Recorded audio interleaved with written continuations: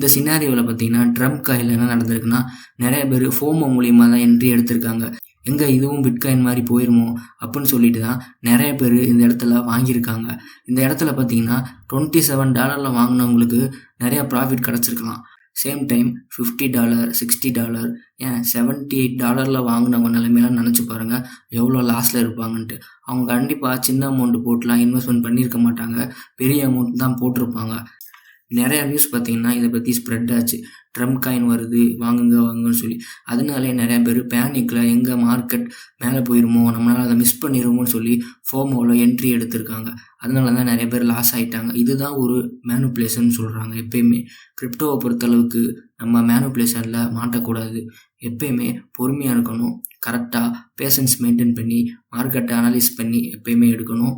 So சேஃபாக trade பண்ணுங்கள். இது முழுக்க முழுக்க அட்வைஸ் தான் தவிர இன்வெஸ்ட்மெண்ட் பற்றி கிடையவே கிடையாது.